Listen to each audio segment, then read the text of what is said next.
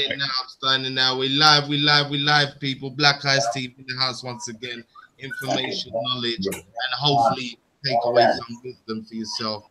Today we got a nice show in store. But before we get to that, let me get to my co-host, Mr. Riggs. Speak to the people, then. Speak to the people.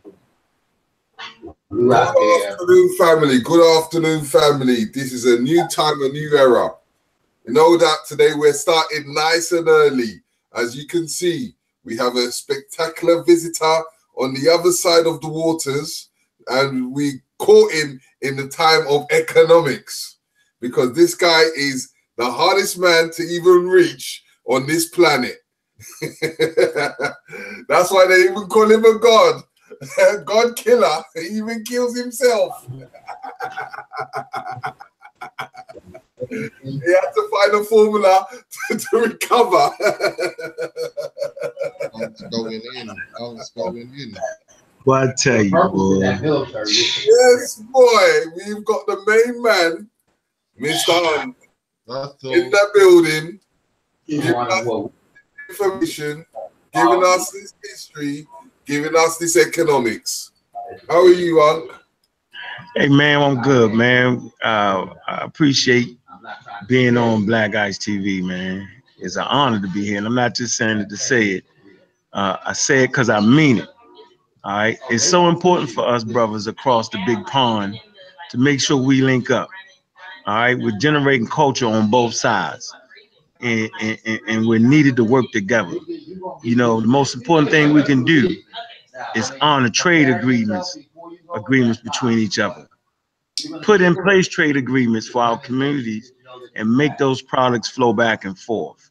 That's what they don't want us to do. They want us to argue about Christians, green Christians, black Christians, Jews, atheists. They want you to do all of that while you miss the thing right in front of you.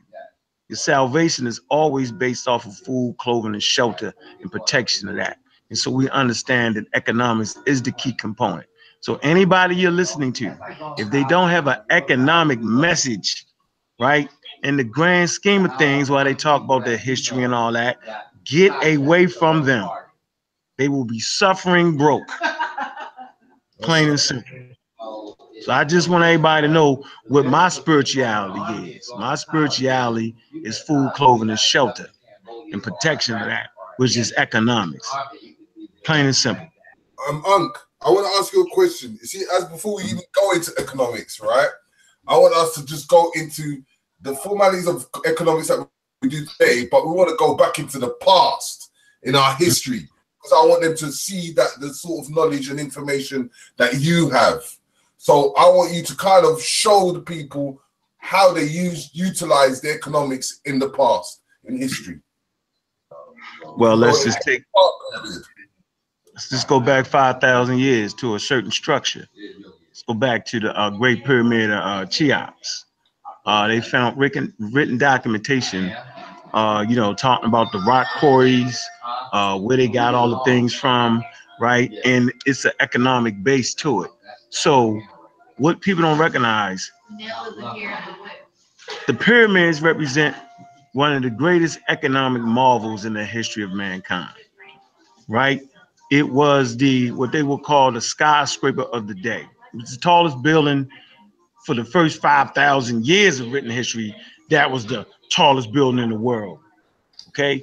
But this was because these people had economics. They couldn't have built the pyramids without economics. Now, I know some people spooked out, think the ancestors built it or the Martians came down, but the reality situation is these Nile Valley Africans controlled land and resources that would help support them in their building, because people got paid. They got the records. They got the written records to show that the people got paid. They got the sick records. They got how many days the workers missed, right? Because they had these cities, right? These cities where the workers used to work. You know what I'm saying? Like today, you got these mining towns, and there are records of these mining towns and their payroll. Same way back in Kemet. So they get the payroll system from the Nile Valley Africans. They get the jotting down of your day, how many days you missed, how many days from the Nile Valley. So our whole thing was economic. Most people will not talk to you about this. They want to get you caught up. All the pyramids was this, they was the greater, but they will never talk about the economic base that was Africa, that was Kemet. The first writing, that's why my company, Abydos, right? Abju. Abydos is the Greek name, Abju is the indigenous name. It's named after the city where you find the oldest writing. But the oldest writing wasn't based off of a god or some type of what we would consider spirituality. It was based off of economics, and they got these trading seals. Okay? Look up Gunther Dreyer, the European that found these trading seals. So got these seals with Meta Nature on it, right? Which confirms that the Nile Valley has an older writing system than Sumer. Confirms this. But it was all based off of economics because it was trading seals. So they had these trade routes. One of the oldest trade routes is the Nubians had a trade route all the way to India. Most people don't even talk about that. Elephant trade route, where they put the products and goods on the backs of elephants before Egypt. So it was always economic based, right? Economic based science and technology, because science, the better your science is, the better your technology is, and the better your technology is, the better you can have your economics, the better your economics is. People came around the world to visit your ancestors, not because they had deities. Hell, people make up their own goddamn deities around the world, right? But they came because you had science and innovation and you had economics, man. So the key to what we all need to do, no matter what they say, right, is get the economics, the economic connection together, where we work together economically. That means you can believe what you want to believe, right? But economically speaking, we got to have some things that bind us together. So in ancient times, it was the economics that bind them together. You know, they fought wars over economics. That's why wars are fought over economics. So one of the oldest wars you find on the Nile Valley, where you get the deserts dried up, maybe around 10,000, maybe around 10,000 BCE. This is after the Ice Age, right? Based off the tilt wobble of the earth, okay? The Sahara came. Sahara means desert, right? They know that the pyramid complex, you know what I'm saying? The complex itself, right? The area, not the pyramids, right? Was built before the deserts came in. All right. So when the deserts come in, you get people to live along the Nile, right? They got food, clothing, shelter secured. You got people coming out of the grasslands, which is now Sahara, and they moving into the Nile because they're all trying to find water. The fact is, no one really wants to live near the water because that's where all the animals come and drink, right? As early humans will tell you, get away from the wild animals. They will kill you, right? But as the Sahara dries up, comes to Sahara, people migrating in, they meet other people and they fight. This is the wars over economics, plain and simple, over control of land and resources, right? So I hate when people say, well, white people, they the only people that did that. No, we always dealt with economics, and it was essential for survivability. That's the only reason the Assyrians, the Syrians, the Persians, got the Syrians. No, let's start with the Hyksos, right? They're among some of the first invaders around the 12th dynasty, right? They invade for resources, right? They control the Delta area. They don't go no farther than that, and their capital was obvious, right?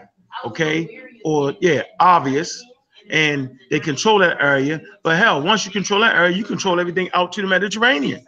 You control all the business and trade partners. And so they had a stranglehold on the economics. They got letters writing back and forth. They was trying to contact the Nubians, right, to try to attack the Egyptians. They wanted to do a two-pronged attack, right, from the Delta and from Nubia, because they was always talking about trade. And they say, we'll have better trade for you if you attack your brother, the Egyptians. So this war of the Hyksos, which most people don't talk about, was an economic war. And they controlled the trade and commerce to the Egyptians and to the rest of the world. Remember, if you control that delta, you control the area that's entering. It's called the area of confluence. Now, the area of confluence is the largest trading area in the world. It's the area where all populations come together and meet. So why you'll find, if you go back maybe a million, you'll find say not a million, let's go back maybe 500,000 or 400,000. You'll find in Israel, when it's not called Israel yet, in a cave, you'll find a Neanderthal and a Homo sapiens sapien skull, half and half, showing that these areas where populations always come together. Now, fast forward a little bit, right? Back to the Hyksos, right? So they control trade and commerce. That's why they attacked Africa. Then after that, then you get what? You get the Assyrians, you get the Nubians come up and they control around 700 something BCE, right? The Assyrians come in and attack them, right? Why are they attacking? They're attacking because it's prime real estate on the valley. They're attacking because of your food, clothing, and shelter and economics. You're the breadbasket of the world. They all fed their armies from the Nile Valley. After Syrians come in, the Persians come in. Why are they attacking? They're attacking for economics. They're not attacking because these niggas got the guards. They're attacking because they got the science, innovation, and technology that would make better economics, is why they attack. So after the Persians, you get who? You get the Greeks. So the Greeks, right, defeat the Persians, and they fighting over economics, okay, all day long. That's why they fighting. And they push the Persians out. Well, then here come the Romans, right? The Romans come in Egypt. Why did the Romans come in Egypt? Why did the food, clothing, and shelter, the economics, right? And they removed the Greeks. So damn, then what happened to the Romans? After the Romans, who come in? The Arabs. Why did the Arabs come in? Man, they come in for the food, clothing, and shelter and economics that the Romans controlled, man. The science and technology. This is when the Arabs reached they called the Golden Age, where they had their capital in Iraq. All right, it's called the House of Wisdom, where they develop a college, university system based off of translating Egyptian, Greek, Persian texts. They call it the pagan texts. But why do they translate these texts? Because they're looking for the science and technology, which would make for better economics. So the Arab Empire, they conquered Egypt around 640 AD. All right. And it's always based off of economics. And we can go on, and then we can get to the time of imperialism of the Europeans. Why did the Europeans come in? Why? See the thing? Why? They come in, right? It's called the period of, what is it called? Oh, man. European exploration of the world was just based off of food, clothing, and shelter, right? Food, clothing, shelter, economics. That's the only reason they start to build these intercontinental ships that could go to different places and control resources. Why do they want to control the 7 seas? Or why do they want to control the seas? Economics. The sea is a trade route. You know what I'm saying? Trade routes. So these wars is always economic and over trade routes. Right? Matter of fact, culturally speaking, right?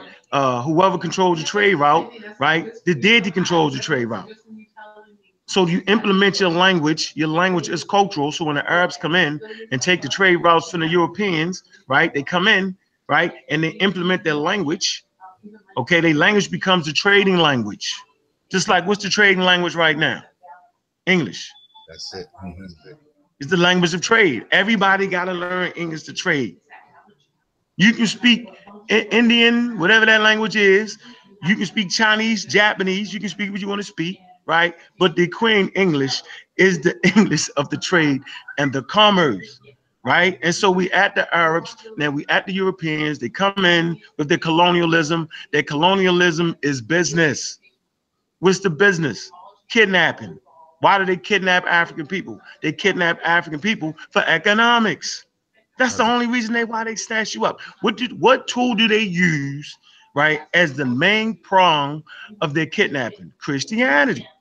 The same thing the Arabs did prior to that, right? When you had the Sahara slave trade, which is controlled by the Arabs. Now, why do they kidnap you and walk you across the Sahara into the saltpeter mines in Iraq? Why they do it? Economics. So you work at the salt mines for money. You know, salt is worth more than gold back then. Economics. So you got these Europeans that kidnap you, right? They call it the transcontinental. I call it the transcontinental kidnapping trade because that's the criminal act. Kidnapping is the criminal act. Slavery was not a criminal act. The sea people was brought in slavery, right? Go back to the time of the Egyptians, to the pharaohs, when these sea people come in, the sea people destroy the Hittites, and they come to the Egyptians destroy them. I believe it's Ramses. Sea people was coming in, they brought these slave cities with them. That's where your slavery start. A good book to read on that will be Mark Bunnell's work, book 1, Black Athena, where he talks about these cities coming in, these slave cities. So let's go back again. Let's go back to the earth. Let's go back to the Europeans. Let's go back to the transcontinental kidnapping trade. It was the global market of commerce. Okay? We was producing goods on the global market. We was one of the first stocks traded on Wall Street. This is the history. It's always economics. Religion is economics. So listen. It's cultural. Let me hold you up just for 1 second. Yeah, people, you know what time it is. UK USA link up show, the evolution of Ankh. You're going in straight hard body into the economics and why it's so key to everything. That's what my brother Ankh's been going into. I want to say peace to the chat room. Peace to everything is everything. Mr. Brown, Mr. Woods, big ups to MBK. Big up to brother Perry out there. Yeah. Big up to Change. Yeah. Big up to everybody who's watching right now. Share the link. Like the video. You know what time it is. I'm going in. When you're ready, my brother, continue with the knowledge, please. So we were just basically saying, yo, that it wasn't personal, it was business, man. And a lot of times we have taken it personal. A lot of times we think that they really gave a fuck, but they really didn't. Because it was business. The business of commerce, the business of securing lands, right, for their next generations so they could have food, clothing, and shelter. They just did not care. All right. And so this whole piece, this whole quick history I gave you, right, for some of the first wars on the Nile Valley before there was even white people, was based off of food, clothing, and shelter and survivability. It was based off of economics. The whole universe, the whole cosmos is based off of economics. You feel me? How much fuel, right, does the sun have to hold back gravity? How much does it have? How much energy can it produce to push back, you know what I'm saying, gravity? When it runs out of available fuel, the sun will go white dwarf and then eventually supernova. When the core becomes solid, it can no longer push back gravity, and then a massive explosion occurs. It has ran out of money. It has ran out of available energy, because that's what money bring you. That's what resources bring you. It brings you energy, right? It brings you food, clothes, and shelter. So I'm basically saying that the whole cosmos is based off of the give and take, the economics. What do you have? What can you produce? You know, what can you produce to keep that energy going? That's what it's all based off of. And this should always have been our message. So, you know what I mean? That's why I'm in my store right now. Black Dot Cultural Center and Bookstore in Lithonia. That's why I'm here. 6984. Yeah. Mm-hmm. So, Ankh, we've got new people as well. We want to have a quick breakdown who Ankh is and what Ankh is about. Well, first of all, call me God Killer, the real black atheist. And we can talk about that a little bit. Who I am as a person is dedicated to my people. I've been volunteering for the last 20 years. Volunteer. We just came off about 6-7 months ago. We just came off a free tour. All right. Not to say that you shouldn't charge for lectures, because I absolutely think you should if you're good at it. And if the people want to see you, they're gonna pay. I think they should pay. But for me, you know, I'm a volunteer, and so I started a business, right? That would allow me to do what I like to do and produce food, clothing, and shelter. So I've always been a businessman since I was little. I was raised in a family that was fortunate enough to have a business. Like my aunts had businesses. So like when I was about 9 and 7, you know, I'd be in the store counting, and you'll get joked out if you don't count the money right. When you was in the store, they had a catering service and a store. And if you couldn't count the money right, you get joked out. So I remember getting joked out, messing up the count, but eventually you learned, right? So I've always been about business, economics. So at the core, who and what I am, man, is about food, clothing, shelter, and economics. Now, I got into the history thing because I wanted to show the world that we were the first economic power in the world. Okay. Most people focus on the wrong thing. They don't focus on the economics of what Africa was and why they developed science to have better economics, but better tools for hunting. You're getting furs. You get furs, you sell the furs. Land. You can pay workers to clear land. Build granaries. That costs money. The more grain you got, the larger your civilization and culture can be.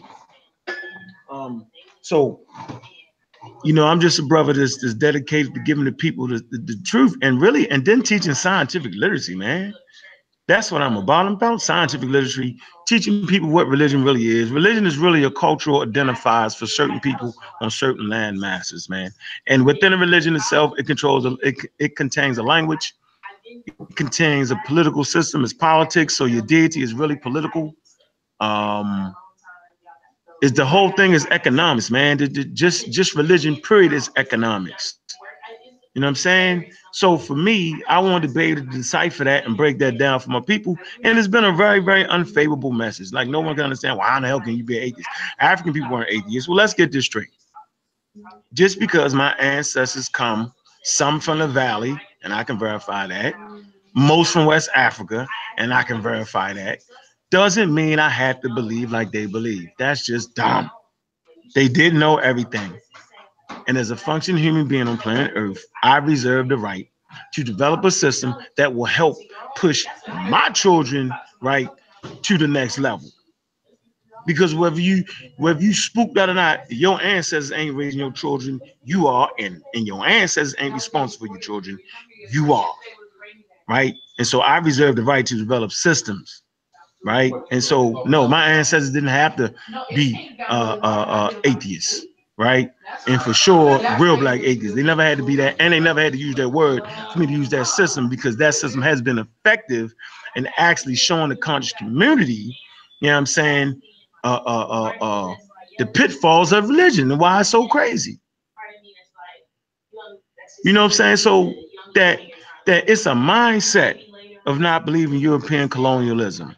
Because if you break down what real black atheism is, it's simply those who are going against the state-sponsored religion. My goodness gracious. Is that not why the community was started? You know what I'm saying? We can go back to Harlem. You know what I'm saying? We can go back to John Henry Clark, Schomburg. You know what I'm saying? Hubert Harrison. You know what I mean? Definitely was an atheist. John Jackson definitely was an atheist. So the thing that tripped me out is this community, the conscious community, was started by atheists. Dr. Bill ain't believe in God. Yeah. So don't be mad. Don't hate me. Hate the game. The game made me. That's all I want to say. So yeah, it's really a political stance. And I never pushed that tool towards Africa. Remember, I never looked towards Africa and disrespected the Eurasians. You know what I'm saying? And disrespect the Netcheru. Right? Let's talk about that real quick. Let's talk about the Nile Valley Africans. Right? So they were pantheists, right? They said they was pantheists. Am I correct? Mm-hmm. Now the Greeks was pantheists. The Egyptians was what you would call soft pantheists. Remember, they lived in an environment before that term was even created. So, but you would consider them soft pantheists. What's the difference between a soft pantheist, right, and a straight up pantheist? Well, let's deal with the pantheist. A pantheist, right, has many gods, okay, that take human form, like Zeus and Ganymede and all them, right? Hercules, they're gods in human form. Stop. What's a soft pantheist? Well, a soft pantheist, right? Their gods do not appear in human form, right? Their gods are based off of natural phenomenon or natural forces. Is that not how Nile Valley religion is? Yes, it's based off of natural. Their gods are based off of natural forces. You know, like Karu, you know what I'm saying? Tahuti, Geb, Shu. These are natural forces. Yeah. Okay? So that's a soft pantheist. So, but a soft pantheist makes you a soft atheist. So, what's a soft atheist? What's the difference between the natural atheistic religions, right, of the Nile Valley Africans? Okay, what's the difference? What is that? Well, what's modern science tell you about the cosmos? Watch this. Modern science says that everything is everything. Nile Valley Africans said everything is everything. Modern science says, right, that everything is based off of natural forces. Nile Valley religion says everything is based off of natural forces, meaning there's no God right here that makes everything. That everything is interconnected. There's no God up here and a God down here. Everything is natural or everything is God. This is the exact same thing modern science. Modern science says that everything is interconnected. So the Nile Valley system was really scientific, and they use mythology to give their scientific explanations. All right, and a scientific explanation of the cosmos comes through their religion, which talks about the nature of forces. This ain't even complicated. So an atheist or a real black atheist does not believe a God made everything, right? I understand that everything is everything, that there is no disconnect, that there couldn't be a God that made everything separate from itself. That would not make no sense. So we just basically trying to give you a framework of why I'm saying that. And so I'm thinking based off the transcontinental kidnapping trade that everybody should have been against the state-sponsored religion because it was the state-sponsored religion. Pope Alexander VI, to be for sure, wrote a papist bull, and it stated that any Christian nation you find. See you later, sis. It was a pleasure meeting. Hold on, y'all. Appreciate it. Black African power. Thank you. All right. I had to do that real quick. This is can do that. So broke my train of thought. So the state-sponsored religion stated that whatever you find a monarch that is not Christian, you can enslave the inhabitants and bring them to Christ. Papist bull. Pope Alexander VI wrote that, right? And remember, Spain and Portuguese was fighting, right? And so they drew the line down the map, right? Drew the line down the map. And drawing the line down the map, one side they gave Africa to the Portuguese and gave all those northern, like now called United States or North America, right? They gave that to Spain and them, okay? And it was all based off of trade and commerce again.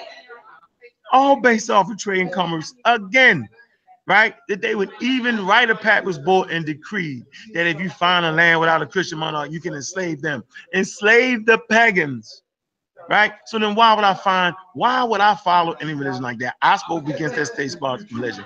We're not going to let Islam off the hook. Islam does the same thing. They come in, not because they really cared about you believing in Allah, because they cared about your economics. They cared about your food, clothing, and shelter, and they wanted to destroy your protection of that. That's exactly what the Muslims did, right? They enslaved you. Muhammad wrote letters, official documents. We know they claimed that Muhammad was ignorant, couldn't write, but anyway, they got these letters. Look it up, where Muhammad gives you ultimatums on why you need to be a Muslim or else. I call it the lay down or get down letters. This was for your food, clothing, and shelter, people, for your economics. You know what I'm saying? So who am I, man? I'm just a brother chilling. You know what I mean? In Black Dot Cultural Center. Educate my people. So anybody that comes to you in a matter of education, make sure it ain't about the talk, right? Make sure they got something to back that up. All right. So whatever you talking about, right, should put you in a space where you can teach other people how to get what you got. Right? Whatever you do, you shouldn't just be the person to make money off of lectures. You should be able to talk enough to the point where you have something that you can help the greater community. And so, we got Ujamaa around here. We create wholesale opportunities. You know what I'm saying? And that's what we're going to be doing with your brothers, man. We're going to be creating opportunities, right? So y'all can have some commerce over there and spread the word back and forth. That's what we doing. We're not just talking, we backing up and supporting, man. So I'm sitting in an excellent space over here at Black Dot Bookstore. Excellent. Yeah. Can we get a little demonstration around the shop? All right. Can we get a little demonstration around the shop? Yeah, let me show you. Let me introduce you to my partner real quick. Keep walking through. All right, first of all, hold on. Start right here. See, we got all the black-owned companies. We got Panther Wear right here, jackets, red, black, and green. Got the Ab Jew. Yeah. Oh, y'all can see the Ab Jew shirts, man. All right, we got that. We got that. But what's that logo? Oh, that's the Sa-Ra. That's a duck in the sun. It don't mean a duck. It don't mean Sa-Ra. That's the sons of the sun. That's an old kingdom title for the pharaohs. They was the sons of the sun. Okay. So, all right. Of course, then we got the see red. the high tops. We got the high top, the Ab Jews. So on the trainers, because people don't understand, what does this colors stand for? The what? The colors. Oh, the red, the black, and the green. Red is for the blood of the Africans that lost their lives in the Sahara slave trade, the transcontinental slave trade, and North America, based off racism, white supremacy. You got the blacks for the black people, and the green is for the land and the economics that belong to us, our people. And you know the boxes. Ab Jew box, man. Nice box, man. I love these boxes right here, man. Yeah, and you know, it's got that. It's got the hieroglyph that hasn't been deciphered. Yeah, I know. Yeah, that's why we got the book department right here for the dummies. See, I had to show them that I was just better than them. Here you go. Has Egyptian hieroglyphic writing system been deciphered? A rebuttal to Walter Williams, the Shashu Mani Meta group. All right, and y'all go. Young brothers there, they're gonna be on Sound Edit TV in a couple weeks, just breaking it down. Then we got Ifa Kilimanjaro, Dakika PhD. This is the Amaral Squad section right here. Saber, Researcher's First Handbook, right? Survival strategy. Got the outline. We got Brother Saul's work right here. All right, got my two books, Chronology, Human Evolution. All right, we got the Amaral Squad manual. All right, put these together. We got the back. Ifa Kilimanjaro on there. All right. So then we just got all, we got all the regulars. Hold on. You know what I mean? We just got the collections, right? ISIS papers, Jim Crow. If y'all can see that. Aaron knows about Africa, Brother Ben and Naomi. That's Brother Ben in the Amaral Squad. This is his work right here. See, we all authors on the Amaral Squad. You know, like know that, man. As we're going into Amaral Squad, give us a little lowdown and information on Brother Ben, because as we know him as the Black Panther, and you know we've got the film Black Panther out at the moment, so we want to get more information on Brother Ben. Oh, Brother Ben, man, he dedicated. Brother Ben dedicated to traditional African spirituality, man. That's what he do, man. All right, that's exactly what he do. Diop's work.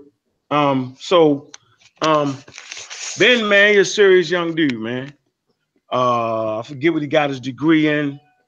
And he's working on his master's degree right about now. Just dedicated to just being true to the community, man, and dealing with African spirituality, man. That's what we do, man.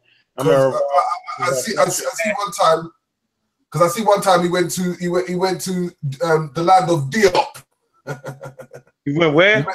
He went to the university in is it Senegal? Yeah, yep, yep. That's where his ancestors from in that area. Then we got Afroletics, man. That's my partner, man. That's my homeboy right here, man. Yeah. We know about Afroletics in the building, yo. We carry that. All right. And we carry Neges shoes. All right. It's Brother Tariq's company right here. You know, I'm the national spokesperson. That's so RBGs. RBGs. You know what I'm saying? Yeah. Flops. The Jamaicans. Mm-hmm. All right. My favorite, the leather high top joints. Yeah. Low top joints. All right.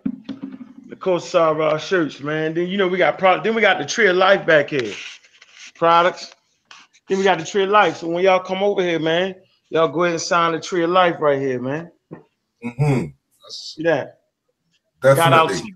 We get people free tea and drinks, right? This our internet center over here. At the internet center, people come in, hook up their computers and all that. Then I got my partner right here. Y'all don't know him, man. It's the president of Black Dot Bookstore and Coke. Peace, Brother fam. Kazende. What's happening? Peace, family. Peace, family. How are you? We're good. We're good. Give us a little insight about yourself. I'm sorry, I can't hear you, brother. Give a little insight about yourself real quick. I come out of New Jersey, been in Atlanta since 98. Creator of Think Black Apparel and Black Dot Bookstore. That's all. Okay. All right, tell the people where the shop is, Ankh. Go ahead. Where to find you if they want to come to the shop, especially if we're coming from the UK and they want to find the shop. It's at 6984 Main Street. That's 6984 Main Street in Lithonia, Georgia. What's the phone number?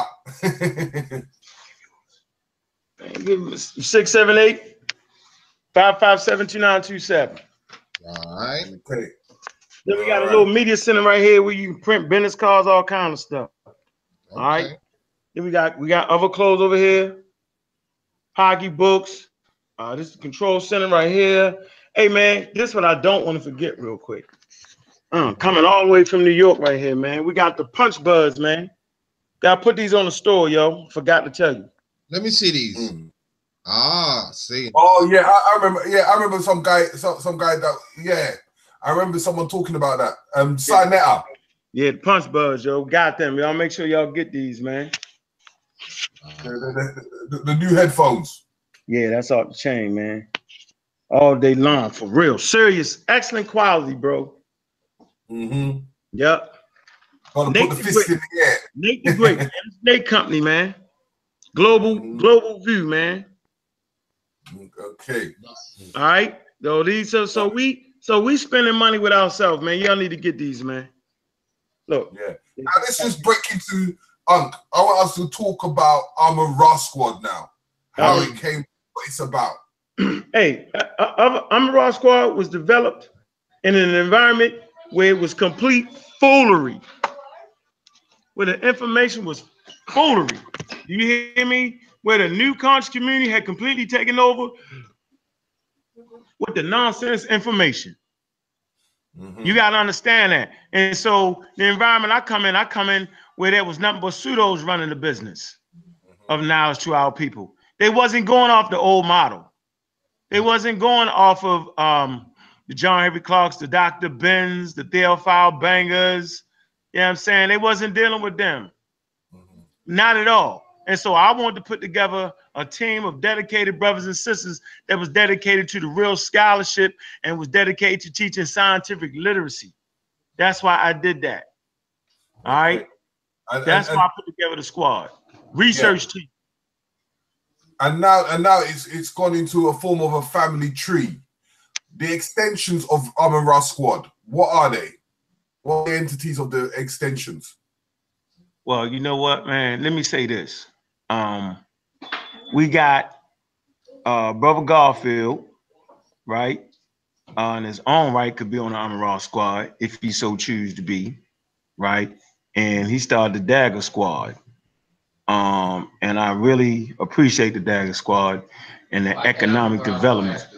I really appreciate them. And I really appreciate the sisters on that team too. What's going on, Sister Mo? Right? Just a serious group of women and men. I say the women lead that over there. But you know, I ain't gonna leave out like that, Garfield, man. Then we got the Mossy clan. Very, very low key, but serious with their homework and scholarship. Two brothers on there have books. It's a serious group of people dedicated to the histories of West Africa. Serious. All right. Then you got Shashu Mani Metanecha, started by brother Wu Jai on Armor Raw Squad. Translating team. So when you want to poke the bear, which everybody been doing, I'm gonna let y'all know everybody been poking the bear lately.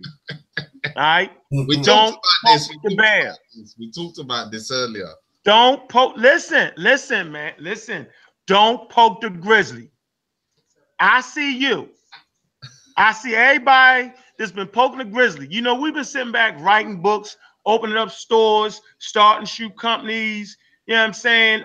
Starting online school. We got online schools. Brother Saltep, Mocha University. You can go online and go to school now, right? We doing that right now, but everybody's still stuck in YouTube land wanting to play like that's something serious. No, that was just an avenue we used for our marketing of our scholarship. That's all that was, just like Blog Talk was. It wasn't the place you're supposed to just live there, right?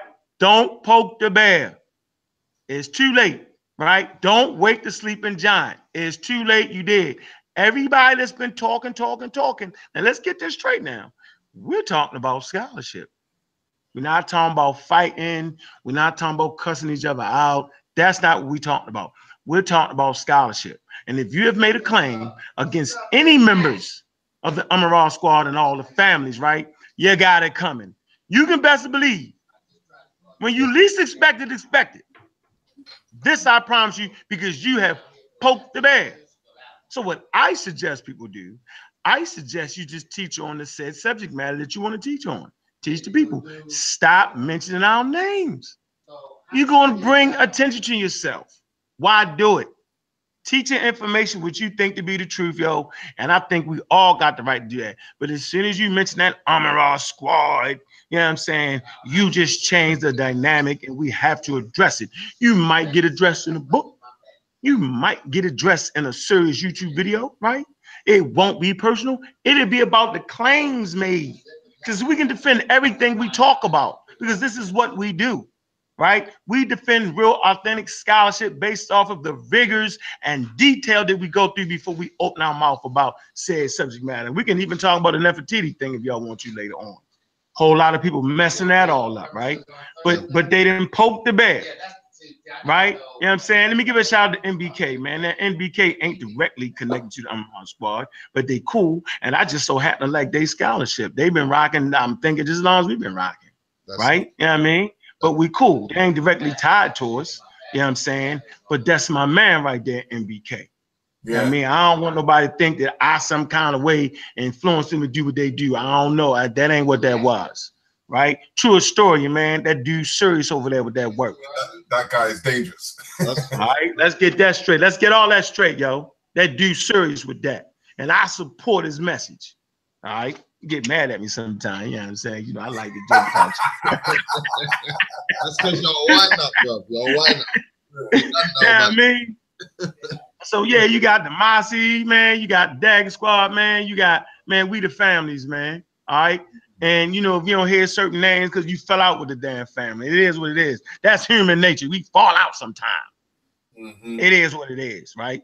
But for sure, if you kicking that shit right, yo, man, you ain't got no problem with but you start that foolery, I be coming at you because we ain't went nowhere, man. See, now we can really talk because we got our building. See what I'm saying? See, can't shut me down, baby. It is. So, you know, so if you still teaching out your mother basement, you're a fool. If you're doing YouTube videos out your mother basement, you're a fool. You need to stop that. You need to get your economics together. If you're still in your mother house teaching on YouTube, man, cut it out. I just want y'all to know that, man. Cut it out, man. Hey, shout out to Solid TV, man. That's my man, yo, from way back. Matter of fact, he be at the bookstore next week. So we're gonna be going live. Solid TV, man. And I'm really looking forward to the Solid TV Awards, man. Yeah. I have to talk about that for a minute, man. Solid TV, man, awards, man, coming this summer soon. All right. And that's what I want to talk about, Ankh. And that's what I want to talk about, Ankh. Because we as well as Signetta has a GoFundMe, and I want everyone to try and see if they can donate to Signetta. But we as a UK people, we want to come in like 20 to 30 deep. Like we want to have the Titans TV, the Black Eyes TV, the HMP TV, the Contents Over Everything TV. So we want us to come as like 20 to 30. Like, and we've set up a GoFundMe to get as many people to get to that Sinetta Awards, so that we can have a big unity family when we get down there, because we need to bring all our resources to being into one pot, so that we can able to move in a more of a international powerhouse than just be a single powerhouse. You know, so I'm just asking anyone, go to the chat room and you would see a GoFundMe page called UK USA Link Up. And this is for us from the UK to come 20 to 30 people deep in every scholarship, in every situation in the UK, coming up and meeting and bridging up with our brothers and sisters in America. So I will put that in the chat room, but if you don't see it in the chat room, it will be in the link up or in the bio, or you just go to GoFundMe / UK USA Link Up, and just donate that extra £1 or $1. It's up to you, but just put something in for us so that we can arrive and enjoy the fruits of us networking and becoming one unit once again. So yes, let's get back to our talk. So that Sarnetta TV Awards, man, is going to be very, very important, man. First of all, to recognize people that ain't been recognized, and just to recognize all those who's been on Sarnetta TV over the years, man. I know we got about 20 years of history in that, being in Harlem, being on the streets, showing pictures that people just wouldn't show about the slavery. I think this is a admirable thing for the brother to do. And I really appreciate that, man. I hope a lot of people from England, man, make it over here. I think that show of force coming from England is going to be powerful. So y'all make sure you hit that donate button, you know what I'm saying, with them brothers, because if y'all work together to get tickets, they could be cheaper. The hotels, all that work to get a package, and it just make more sense, man. So I hope y'all work on that and strive for that. And I'm backing y'all 100% on that, man. The Sarnetta TV Awards is going to be crucial for Harlem, because Harlem is where those Harlem history classes started. They gave rise to the old conscious community. Harlem is also the place that gave rise to the new conscious community, and there's distinctions in that. And maybe later on we could talk about those clear-cut distinctions. But the Sarnetta TV Award, man, I give it my stamp of approval. I'm looking forward to that. I'm hoping to be nominated to win some awards like everybody is, man. It's gonna be a festive event. It's gonna be at the top place. Give me 4 minutes, sis. Got the lovely sister right here, man. We live stream from England. Black Ice TV. Now this sister is author right here. Thank you so much for that. Tell them who you are, sis, real quick. My name is Jennifer, Ms. J Primos.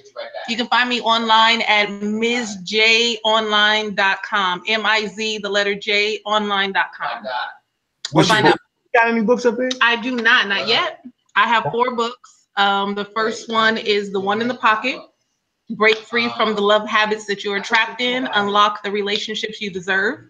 My second book is 30 Days to a Greater Me. It's an empowerment journal. The third book is Beware of the Female Dog, The Bark and the Bite for Love. And yes. And then the book that I just released is called Diamond Destiny, Pressured for a Purpose. And you can find all that information on my website. My handles for all social media are the same at Ms. J Online. But she hasn't mentioned though what her entity is. I didn't say it again. Say it again. What I said is she hasn't really mentioned what her entity is. She's mentioned the books, but she doesn't say what she represents. Oh, go ahead. I am an author and a liver in truth. That's it. My gifts and my skills range from, I'm a sign language interpreter. I'm also a mother. I've worked in social work. I'm a playwright as well. I produce original plays, directed other plays to empower the African-American community.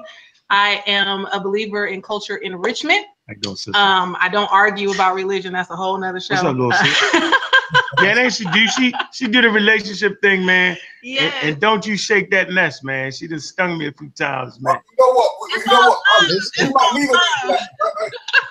need a lady like her because we have a show to do with relationships. You gonna need her. That seems to be the listen, bro. I done heard a lot. right? Yeah. Shorty know what the hell she talking. You know, I don't support no pseudo, no foolery. Not you already know. I listen for the level, and I'm telling you, this sister got that package right there. Very clear and concise in what she's talking about. If she wasn't, I wouldn't have her right here. You know how I do it. Everybody know around the planet know how I do that. So yeah, y'all need to have that sister right there, man. Don't forget to put her information in the chat box. Go ahead. What you say? I said, don't forget to put the information in the back in the chat box. I'm not. I got you. Thank you so much. Thank you. All right, appreciate it, sister. All right. So I mean, you know, it's like I said, man. The Solid TV Awards, man, is going to be the crowning jewel in the community. You know, shout out to Solid Letter, man. Man, he definitely part of the family, and you know, it's just serious, man. And shout out to his family. You know what I'm saying? So everything is just, you know, really moving fast and moving forward, and we're being very, very progressive here. All right. So all y'all don't want to hate, call up, try to get us knocked out the awards, want to hate on Ankh and the company, want to hate on the real black atheism. You know, y'all go ahead and hate, man. I got something for the haters, man. You know what I mean? You ain't working hard enough, you don't got no haters. You know what I'm saying? So y'all see my work right here, man. You know, got my own thing, and I'm kicking back, chilling. So y'all talking crazy, right? Where is your work at? I got a cultural center. We have aerobic classes. We have fitness classes. We got karate classes. I'm going to start the educational classes. Man, all these things is taking place in the Black Dot Cultural Center and Bookstore, bro, as we speak. This is what I'm doing, man. You know what I'm saying? Like, come on, man. What more you want? And it's all centered in blackness at the end of the day. So I always say, man, be the change you want to see in the world. So that's what I'm doing. What's up, little short? What's your name? Taylor. Okay, say hi. Come here. Say hi. Say hi. Say hi. Say hi to the youth of tomorrow. Yeah, we got the youth of tomorrow in the building. Very intelligent young lady. There y'all go. Now, that right. See, safe haven. We you know, we have created a safe haven for the young sisters, right? We have created a safe haven for the elders. We've created a safe haven for the teenagers. Man, I promise you, dog, this what I do. This me. This is my life right here. See, I don't just talk about blackness. You know what I'm saying? I live it. I just want y'all to know that, man. It ain't in the talk. It's in the walk. Boots on the ground. Yeah, I mean, that's what it is, man. I don't be talking about, you know, oh, man, I'm just straight racist, white supremacy, and then go to work. You know what I'm saying? I don't be talking about, hey, man, we need to fight against racism, white supremacy. Let's see, bring me the innocent. and then put on some Nikes. You know what I'm saying, man? Come on, man. I'm all blacked out, man. Yeah, you know what I'm saying? So that's what everybody got to do, man. Everybody got to start representing the change they want to see in the world, not just talk. All right, it ain't in the talk, man. It ain't. Too much talkers, too many YouTube people, too much of the foolery, too much nonsense, and can nobody support that with real scholarship, man. That's why we write books around here, man. So if you talk about coming against unrust, man, make sure you write a book first before you start coming this way, because you're gonna get beat up on that point first. Excuse me, do you got any published works talking about your argument? Yes or no? All right, then you need to be taught. Then don't poke the bear. It's too late though. I already did it. So that we're at a stage where we want to give some of the people a form of teaching to open their mind. We want to open the people's minds of food of thought, and we want to give them some form of teaching and understanding, because sometimes we, as well as we're dialoguing, we want to give them something to relate to and understand in forms of our understanding of history. We spoke a little bit on the history, but let's talk a little bit on the sciences, because I know you like your sciences. Well, you know, like this. Let me see. So, all right. So I wrote this pamphlet right here, yo.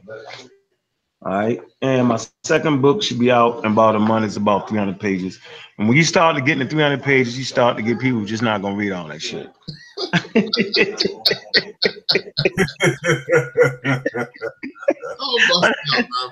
But I had, you know, Listen, we always tell the people then who watch the show, yeah, listen, this is the first point of call to spark your synapses into going to read a book and doing some research. Yeah, there's no point just sitting down watching 1,000 YouTube videos. You're gonna need to read a book, you're gonna need to do some research, yeah, and make this thing your own truth, yeah. You can listen to us all day long talking, people presenting, but until you make that next step effort, yeah, you're just a follower. Yeah, you're just a follower. You're not critically thinking. You're not using African mind state. Go true, brother. Say what you're saying now. Yeah, and that's why I always say it's not about how fast you can read a book, because when you read it, when you're reading about your history, and this is what I always emphasize people to do, is when you're reading, go to the references. Actually, go and find out where these artifacts are. Find out who the authors are. Find out who commissioned some of this stuff, where they found it, where they dug it. Because the more you start to research, the more you start to go out, the more you start to travel. The more you start to make your own presumptions and your own opinions, which can be more solidified in its perspective than just reading a book. Because you can read the book, but it doesn't mean that it's 100% facts until you go out there and do your research yourself. Because all you're going to be doing is regurgitating another person's information. Facts. Regurgitators. I can't damn. No, I'm joking. I ain't gonna do it like that, yo. I ain't gonna do the regurgitators like that. So why? Let me show you the ignorance. Wait a minute, hold on, real quick. That's what I want to do. I want to read this statement to y'all, man. I got it in my presentation. Hold on. What's this presentation? Man, I'm going to come back and do a whole. I got a presentation on the meta nature, why the meta nature been deciphered. Ain't nobody seen that. Nah. I was going to use that as a debate before the chicken shits ran. Okay. Ran. Yeah. We want to see that. We want to see that. They ran. I ain't got to mention their name. They know who they are. Runners. We call them runners. So let me read this to y'all real quick. Read this to y'all, man. Serious, man. And listen, while you're doing that, yeah, again, big up to the chat room, yeah, big up to everything is everything. Sun Lion, Chris Woods, yeah, the whole chat room, everybody's supporting, watching, Mr. Lee, yeah, Hebrew Perry, who was tuning in earlier. Yeah, big up to the family, all supporting Black Eyes TV. You know where it is. And remember this as well, the stuff that Ankh is showing, yeah, will be available shortly in the UK and across Europe. Yeah, so we are starting out that international trade. All right, go in, brother. All right, so right here, this is a statement coming from Neil deGrasse Tyson. He says, science literacy is a vaccine against the charlatans of the world that will exploit your ignorance. So everybody can see it on the screen, am I correct? Yeah.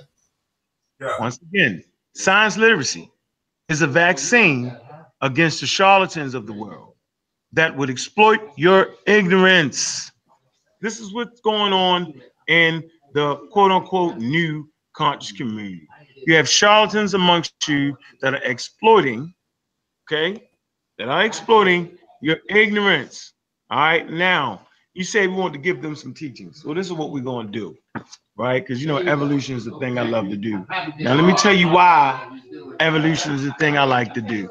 First of all, evolution, biological evolution unifies and explains the diversity on planet Earth. Okay? This is exactly what the Nile Valley Africans did. They unified and they explained the diversity of biological life period, you know what I'm saying, in their ecology. This is what they did. They did the same thing. And so in our community, can we all agree that most people, I ain't gonna say all because we got some super double fools. I call them double fools, right? But most people will agree, right, that human beings come from Africa. Can we agree to that? Most definitely. That the African people, or whatever they want to call us, are the first people on planet Earth, right or wrong? Most definitely. Yep. Okay.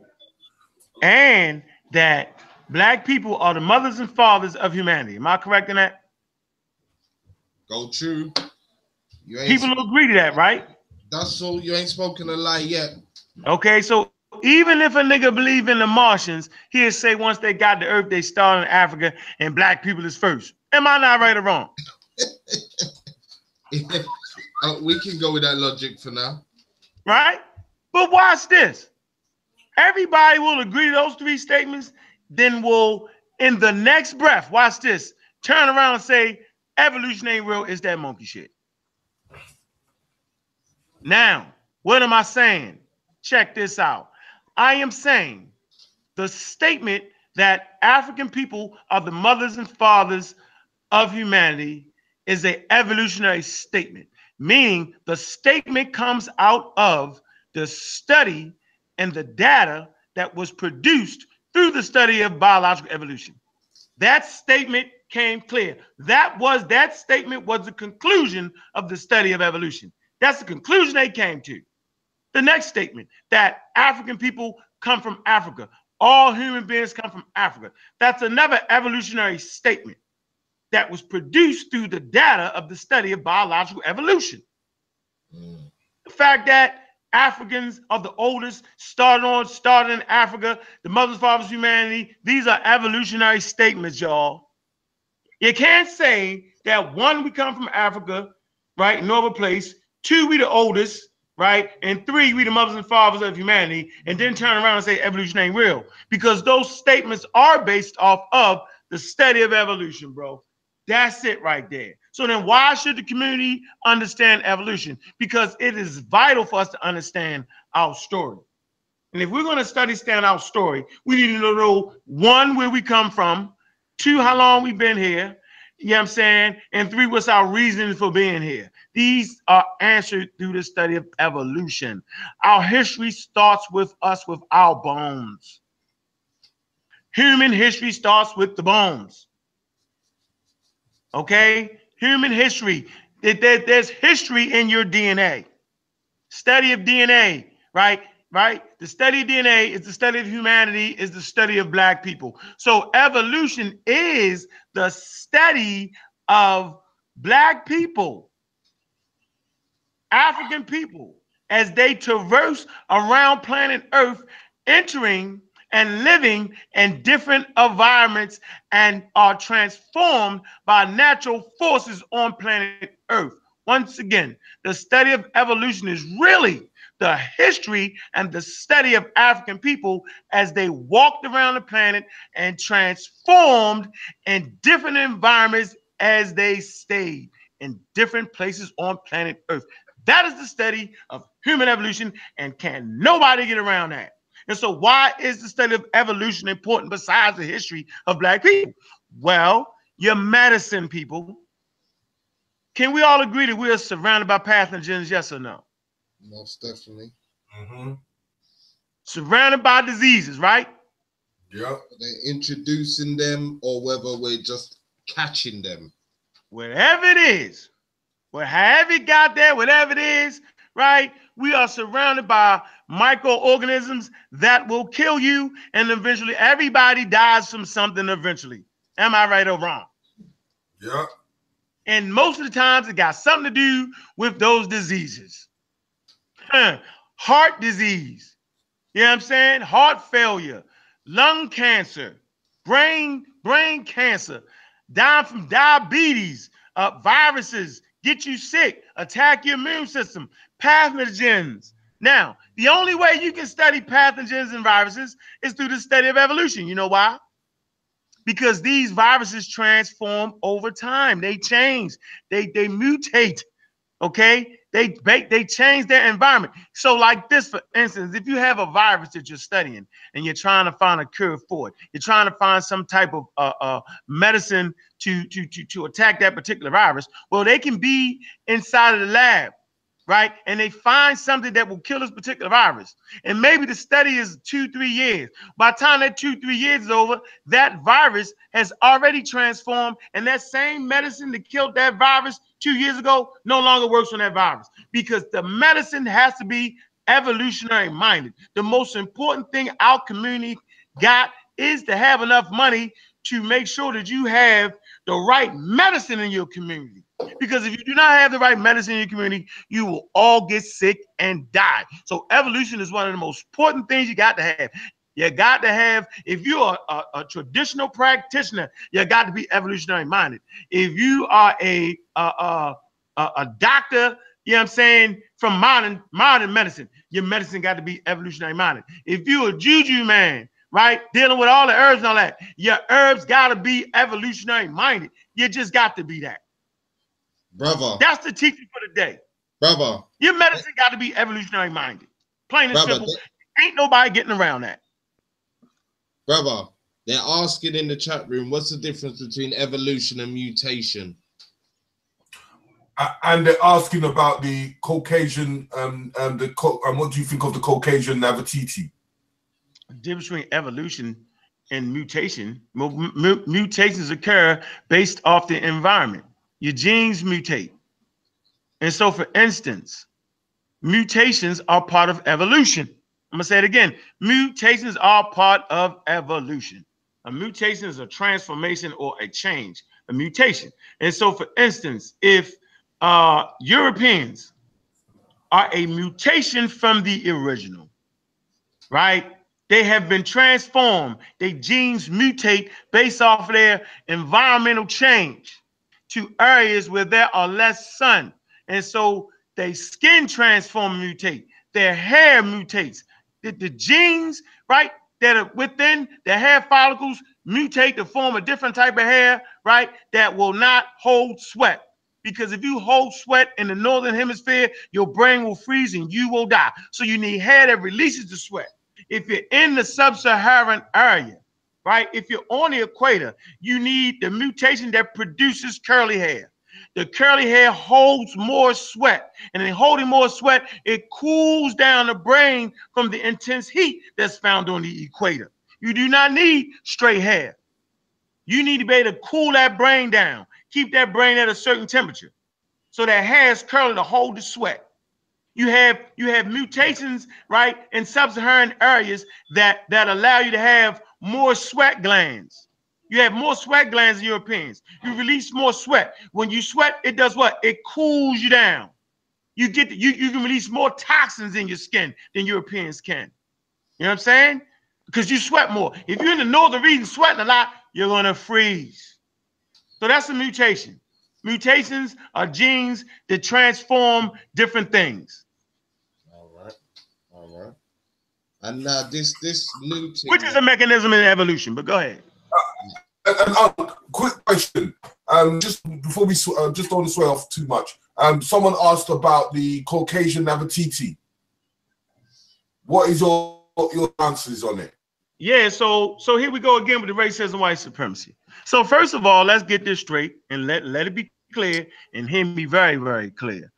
Science itself, depending on who's doing the science, have what I want to say. Man, what's the word I want to use here? Oh man, damn, I can't even think of the word I want to use, man. I'm saying this. So if it has bias, it's bias. Y'all get that? Yeah. It's bias. Not gonna sit up here and tell you it's not. So like if we're scientists and we're doing certain things, the way we see things are gonna be biased, right? Plain and simple. Everybody carries bias, so science is biased, right? So if you got certain scientists working on the bus, right, doing forensic evidence, okay, on Nefertiti, they're going to be biased. They're going to lean towards them on that. All right. So what? This is what you can't do.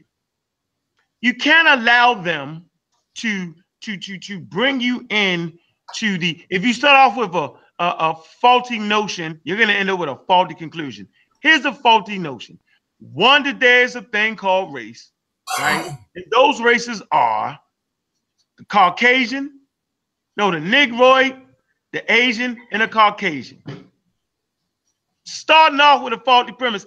And the white people are white, the Asians are yellow, and the Negroids are black.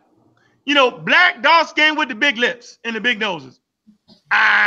So when you start to look at the statue of Nefertiti's, and we're not even going to get into whether that statue was an authentic statue or not. We don't even want to do that. I'm going to let them have that. Let's talk about how did you determine what color her skin was? 1 point. Yeah. How do you do that? How do you determine that? Right? How are you determining her skin color? All right. Now, if we go to the skin map, right, it's called the skin color map, indigenous color of indigenous people. You know what I'm saying? You'll find out what color she should have been based off of that, based off of the area that she come from, based off of the amount of UVAs that happen. Next point. There is no fixed color on African people. We have the most genetic mutations. Now, why do we have the most genetic mutations? We have the most genetic mutations because we are the oldest, and we've been here long enough, and the longer you're here, the more mutations occur. You got that? Back to that question on mutations. Come here for a minute, real quick. Got to freeze real quick. Next door neighbor right here. Green Love Kitchen. Hey, guys. She's the owner. Green Love Kitchen, the sister. Big up. Say hi. We live stream from England. Say hi. Well, hi. How are you guys doing? How you doing, sister? Tell the people who you are and what you do. My name is Madeline Green. I am the owner and head chef of Green Love Kitchen. And we are a vegan vegetarian restaurant in Lithonia, downtown Lithonia in Georgia. And our main purpose is to install restaurants in our area that will nourish not only our minds, but also our spirits, and also make sure that with just by starting one thing, we can actually expand into a whole community and neighborhood. So our main goal is to beautify all of our neighborhoods so that we all can have what we need right then and there in our neighborhood, so no one else needs to come in and take it from us. You know, with everything fried, that bull crap, that's the cornerstone of the neighborhood right here. And we all blacked out and we eating healthy. You know what I'm saying? That's what we're doing right here with the Green Love Kitchen, man. Ashe. And I appreciate Ankh for everything that he does. Thank you. Thank you very much for talking to me. You guys have a wonderful day, okay? Same to you, my sister. Peace and light. Peace and love. Hey, when y'all come over across the water, man, I'm gonna make sure y'all come out here, man, and get that food, yo. Definitely. Listen, people, if you don't know already, this is the UK-USA link-up show, the evolution of Ankh. Yeah, we've been going in about who he is, his squad around him, the enterprises that he's been involved in and the ground roots movements that he's dealing with. We've had the chance to meet some of his community networks who've been popping in on camera and showing that community spirit and the unification that we need in the African mind state that we need. At the moment, we're talking about this Nefertiti bust and the fact that political science rules the other science, as we was talking about biases. So what I want to make a point. So they show her to be light skinned. Am I correct? Well, she's white, isn't it? Nah, I don't know. Ain't no, come on, man. Ain't no white. Come on, yo. Whatever complexion they showed her to be, right? So could she been that complexion and still been a Nile Valley African? Yes or no? Yeah. Do we carry those phenotypes? Yes. Huh? Okay. So do all black people got thick lips and big noses? Nope. Not everyone, no. Right. Okay. So why everybody all mad about that? So now a sister can't be super light skinned? See how y'all fell into the racism, white supremacy? Racism, white supremacy says that black people are dark skinned with big noses and big lips. That's not the truth. We can go to the Khoisan people. They very light in South Africa. It's the Willie Lynch letter. Which happen to be the same topography as North Africa. Light brown, light skin. Light brown. So having light skin does not denote you're non-Africanist. Having thin lips does not denote you're non-Africanist. Okay, so you got a lot of different diverse tribes in Africa with different phenotypes, man. Cut it out, man. Like, y'all got to stop feeding into that. So what we got to do is we got to do our own forensic study of the bus, right? And make it the complexion we feel like it should be from our historical accuracy. But what you can't do is, suppose that sister was light like that. You just discounted her. Like the Egyptians was all jet black. That's not true. They range the color. The Nile Valley River is 4,100 miles long, which is the longest river. And it goes through different zones. By the time you get down to Nubia, close, by the time you get farther down south, man, the sun get hotter. You know what I'm saying? The UVA levels raise up, and people born in those areas are going to be prepared to fight against the UVA radiation, you know what I'm saying, by having darker skin than those who are born in Africa, in the northernmost regions of Africa, where it's really zone 2, where the UVA rays aren't as powerful as in zone 1. So just because I'm not even saying she was light skinned, but just because so what if she was light skinned with thin lips, you know what I'm saying, and cheekbone? So what that mean? That don't mean she not African. Everybody got to cut that out, man. That's the point I want to make. You know what I'm saying? Then I can get into whether that statue was the real one and all that. But goddamn, man, we ain't gonna sit around and keep following racism, white supremacy, Negroid, Asian, and Caucasian. Get out of here with that, man. Mother Nature don't work the way we want to work, man. You can be light-skinned and have no mixing in your bloodline. Plain and simple. You can be dark-skinned and be mixed.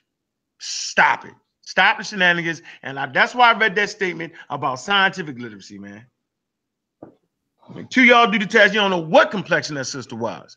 But what we do know is we know where her family comes from. See, we can study the bloodlines. And based off of the bloodlines and based off an indigenous skin map, we pretty much know what complexion she would have been. But if she was happened to be light-skinned, because nature don't work the way you wanted to work, then so what? She was a light-skinned sister, so what? Cut out the shenanigans.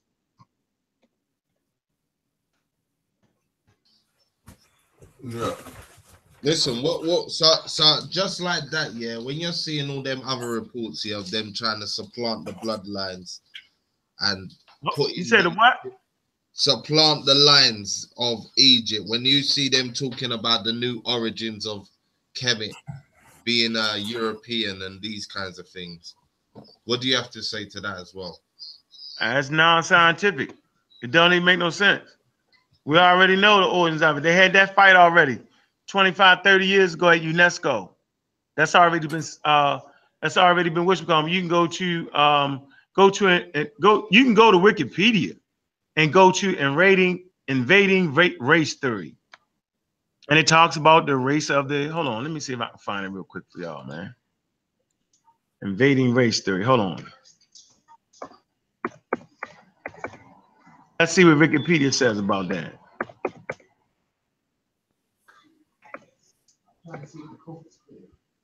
Yeah, you come in? What you mean, for the show? No, but you come in. You ain't... come in. Let me see if I got it. Hey, Tote. Hold on, let me see if I can find that. People, while Ankh is finding that, as we were saying before, if you could help us to donate to our GoFundMe page at GoFundMe /USA, UK USA link up, even if it's $1, £1, we will be well appreciated. And not only that, we will be coming with our full force of media to promote this event at the Sign Letter Awards. So please, please, please help us to get to where we need to be by donating that $1. Hey, real quick, man, I want to introduce my man Steve right here, man. He also he on a building down the street, man, right across the tracks, man. In the community, man.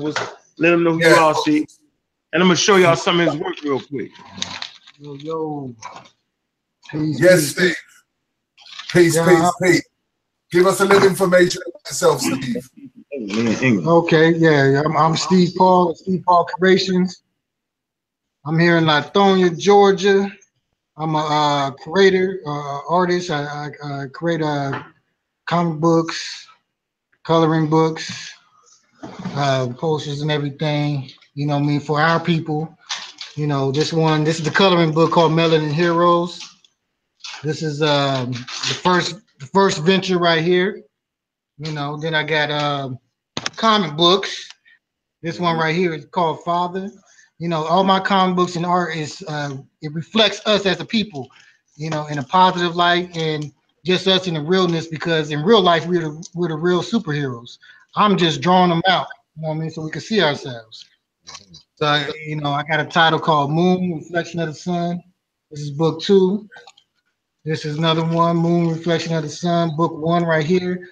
You know what I mean? I'm being the Black Comic Con called the Onyx Con in Atlanta on the 17th and the 18th. So that'll be next week. Okay.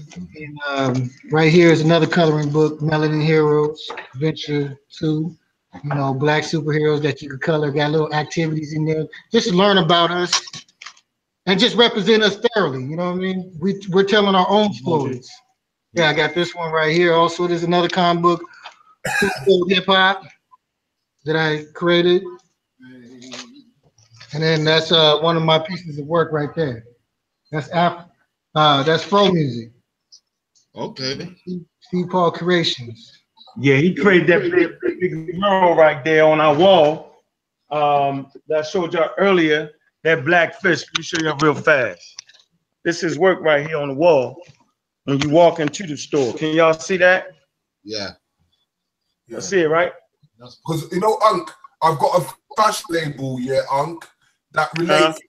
I've got a fashion label that relates with art and clothwear, which I call state clothing. So what it does is the clothes liberates the artist, so that we can bring value to the artwork itself by making the fashion clothes the billboard of the artwork. So I mean, you know what? I think it's a powerful show for even talking about stuff like that, the arts, because that's what made us famous, though. Quiet as kept, man. We first artisans, man. And this is culture, man. And so I always appreciate this brother. We have all kind of battles. But at the end of the day, man, where the hell does the rubber meet the road, man? He has his own building and what we call in Lower Africa, Black Wall Street. Man, he owns his own building, man. What you gonna have in the building, Steve? I got plans on bringing an art gallery, bringing the arts to Lithonia and everything, because that's one thing that is being stripped from the school system and everything is the arts, from visual arts to, you know, musical arts and everything of that nature. And it's for a reason why they're stripping it, because they know that, you know, we live in a universe where you got vibrations in the visible universe. And when we could connect with that, we're able to connect with our ancestors spiritually, whether we know it or not. So we got to continue to bring the arts, but we have to have arts that reflect us totally as a people. So that's what we're bringing to provide.